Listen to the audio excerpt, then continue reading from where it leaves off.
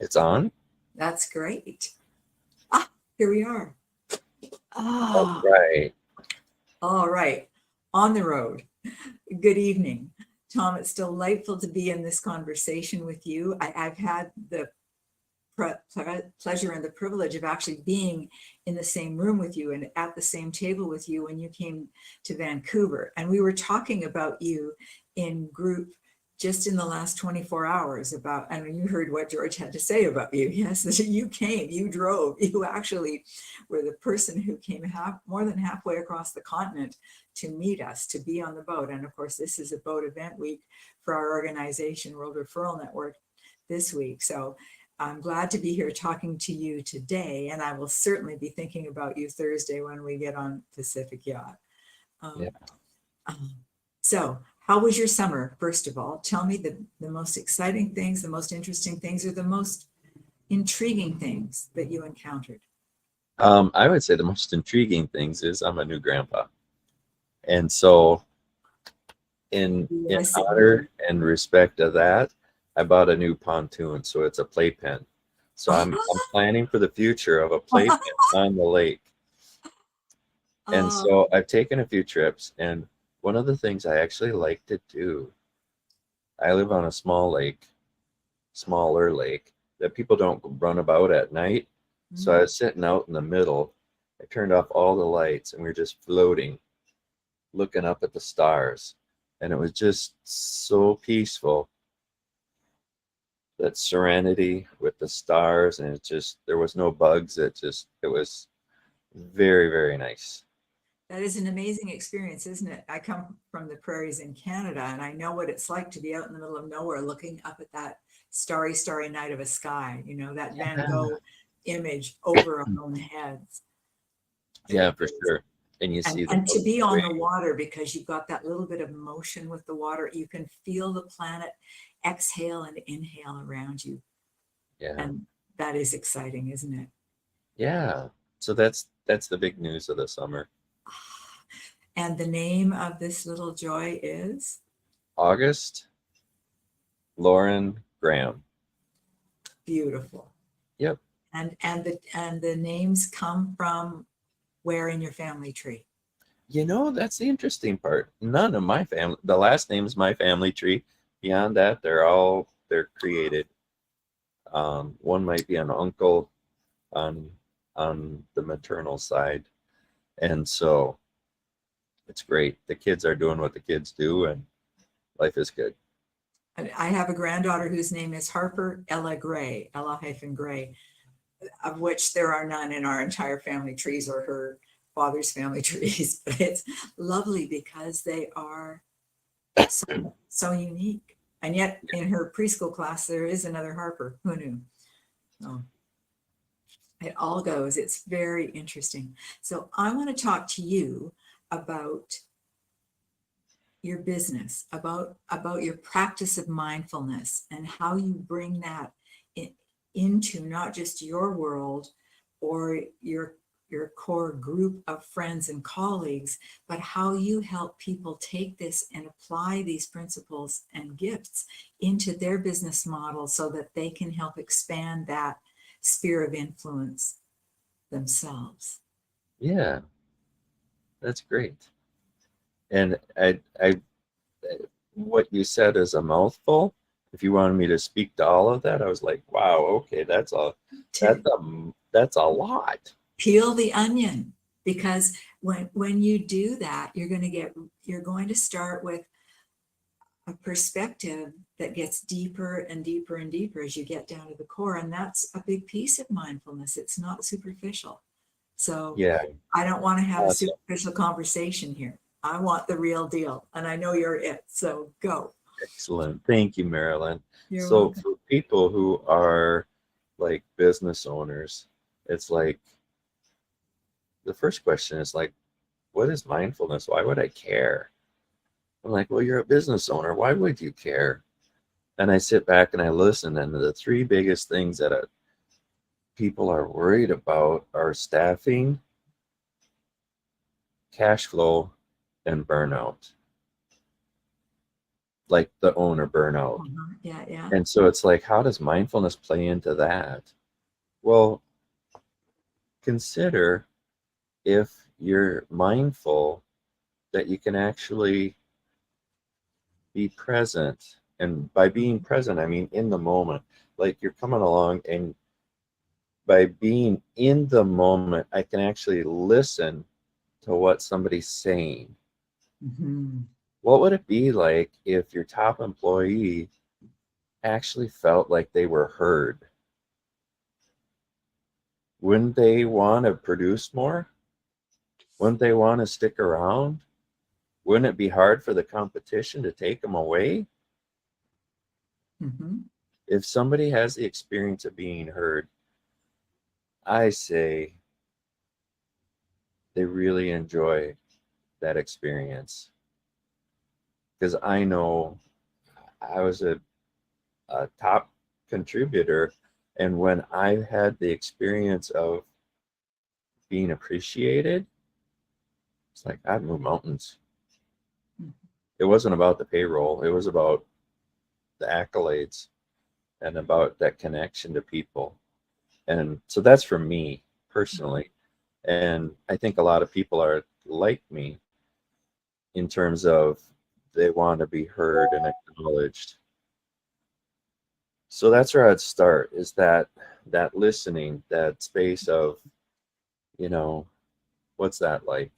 And so then that opens up for cash flow. The reason why I say cash flow, mindfulness is about being intentional. And by being present and paying attention, it's actually paying attention to the situation and paying attention to the details. Mm-hmm. And so cash flow, if you actually do it right, it's like paying attention to accounts receivable.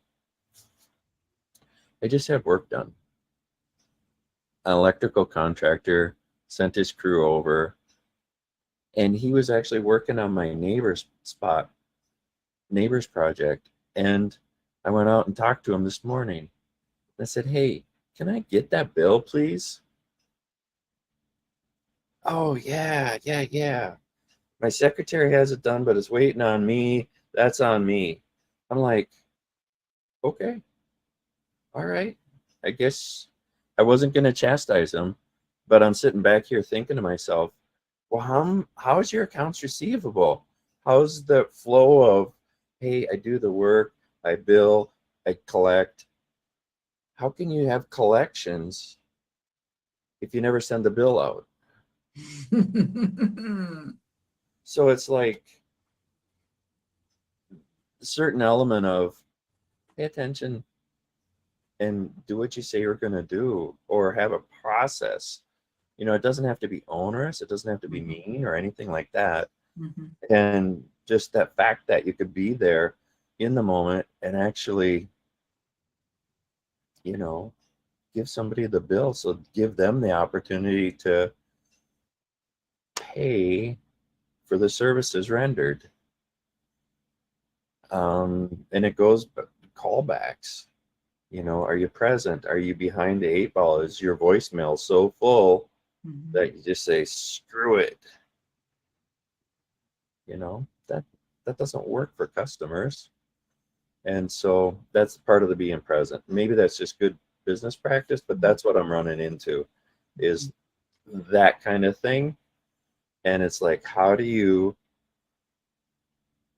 plan enough in your day? How can you be intentional in your day and actually be present to that moment and deliver the goods and services for people? And part of that is quotes.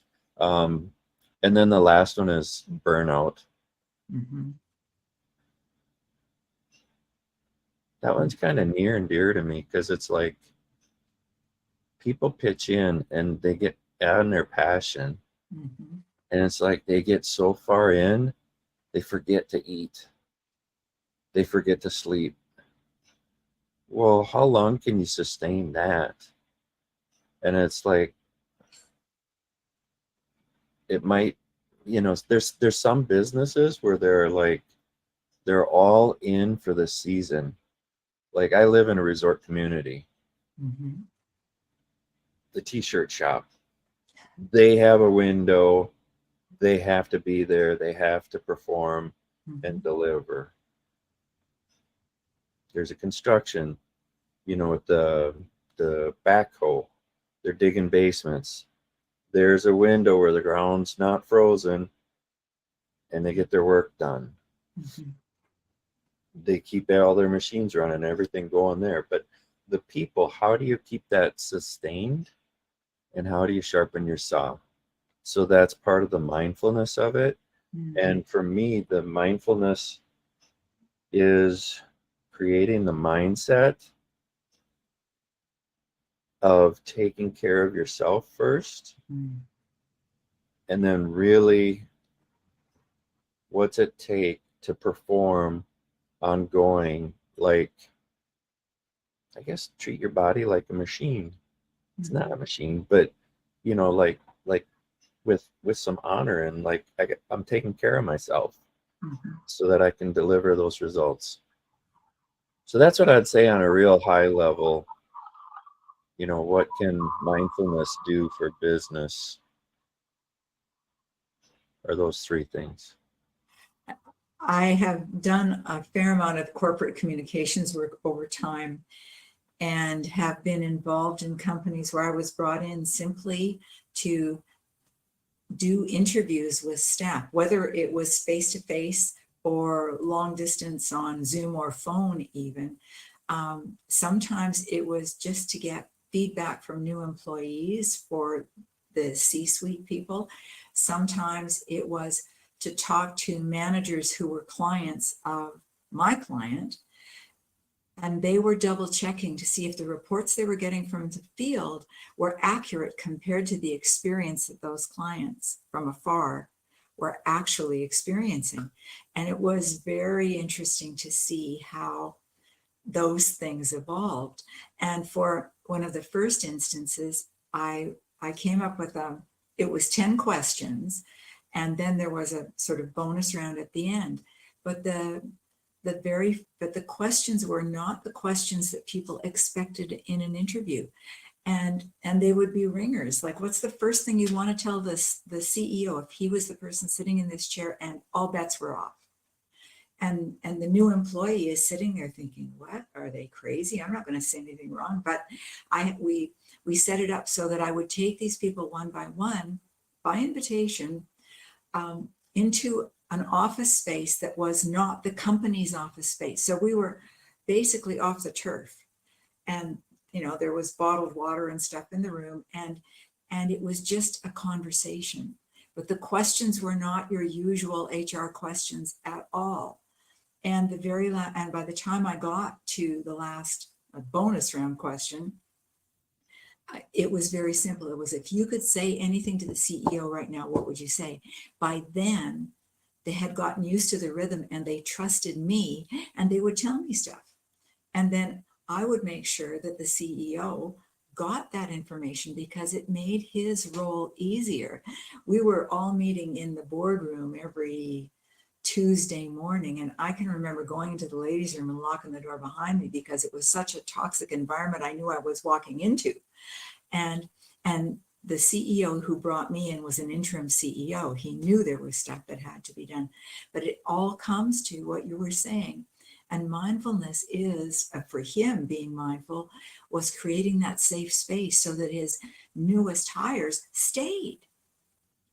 Or in accounting, I interviewed all the people in accounting, and he looked after their responses. And one of the questions was, if you could have any position in your department, where would you like to be? And one of the younger people, not the most junior, but certainly one of the younger people in accounting said, I would like to be that person. I'd like to take care of accounting. And 3 months later, he got a promotion because that information got captured and shared appropriately. But if the senior executive had not been conscious of the fact that he was not getting the truth, he may not have used the term mindfulness, but what he was doing was using me to create a space where people could experience that.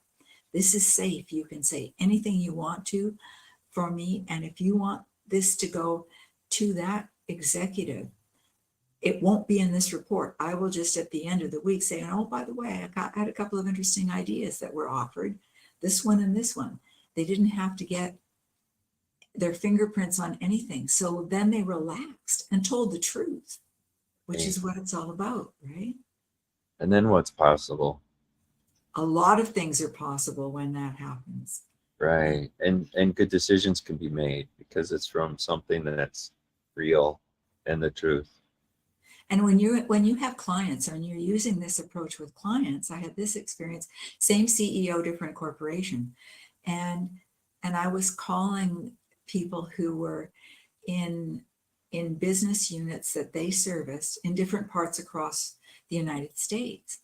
And once I broke the ice by letting them know that I was here, I was having this conversation with you because the CEO wanted to know what your feedback was verbatim. And we worked together for a long time, and he knows that I will tell him your truth. And, within 15 minutes, people were telling me stuff that other people have been beating their heads against a wall to hide for some time, as it turned out. And so to be able to give, from that experience, I learned to be able to give your employees that safety and security, you have to be willing to ask some questions, and you have to be open to any response. Because when people feel heard, everything rises to the top, and then you can deal with it. Right. Yeah. Beautiful. I'm just reviewing the book Good to Great. And that's right in line with that. And it's like, deal with the situation straight up, honestly, and without emotion about it. It's the reality. It's what's so. And by dealing with that straight, not putting meaning into it, and just, this is what's happening with the business. If we do that or this, we can change it. And that company had accounts with either civic or statewide, like legislature kinds of organizations. And that CEO just retired from that company a few months ago. And it was a multi-million-dollar company by the time he was through. And he'd started, I think, 19 years ago with a company that had 13 employees that he bought, and just kept building it and growing it and building it and growing it by reputation and the kind of management that you are talking about. And it has been extremely successful. And the beauty of it is that it worked when there were 19 employees, and it worked when they had statewide operations. Yeah, for sure. Fabulous. So what is the most unique application or experience of mindfulness that you have had in person? Oh boy.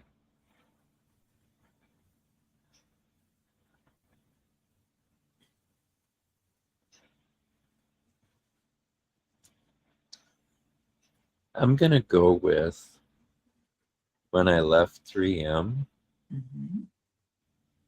and I got a call, and it was like a Thursday, 10 o'clock in the morning, and meet in this office. Well, we've got the business isn't going well, and we've got this news.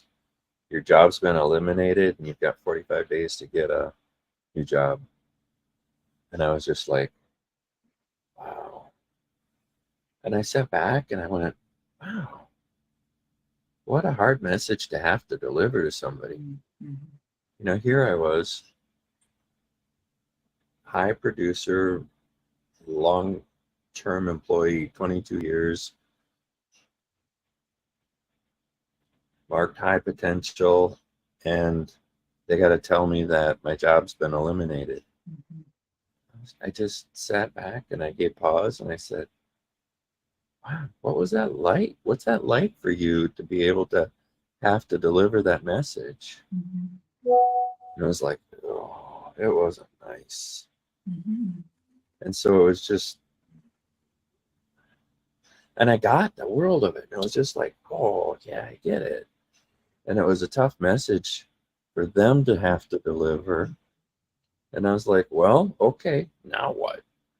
And so the writing was on the wall to me in terms of structurally, they were moving people who think like me, who were like me, quality engineers as a category, they were getting rid of them.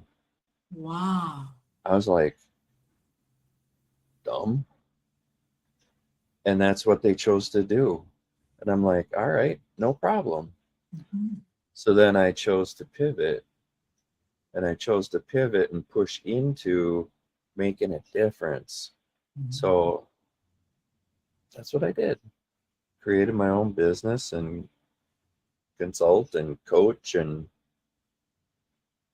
really what I'm out to do is to make a difference. And so that's really what I want to do is to be the one that removes the barrier for someone so Mhm. that they can move forward on their dream, so they can realize their full potential, their true authentic self, like shine. So as a metaphor, I say I clean windows, I lighthouse love, windows. I love that. Yes. And so I'm out there cleaning lighthouse windows, and for all those people who are shining their light into the world, it's like, Mhm. let me make sure that sucker's clean. Well, and sometimes you've got to start with the ground floor windows too, so that they can see a little bit of light in to help them get up that spiral staircase to the top, right? Yeah, for sure. So there's no limit on that. I mean, which windows I'll clean. Mhm. So thank you for the deep questions. That's really great. Oh, this has been really a lot of fun. Thank you so much for the opportunity to share this conversation with you. Yeah. It doesn't get any better than having a real conversation. Yes. That makes so much difference than being spoken to, talked at. Um, Yeah. And that's that connection between people. And that's one yes. of the things that I grew on. I love getting in and connecting with somebody and Mhm. creating that possibility of like, wow, where will the conversation go? I know. And not all and having some points that are goals that you want to explore or expand upon, but also being open to what comes out of that or falls off the truck as it's going Yep. by with one of those questions on it, right? Yep. The unexpected is often the piece that opens the door to exciting new horizons. Yeah. And I think this is one of them. Thank you so much for your time and the generosity of everything that you have shared. Tom, this has been a delight. Awesome. Thank you, Marilyn. My pleasure, indeed.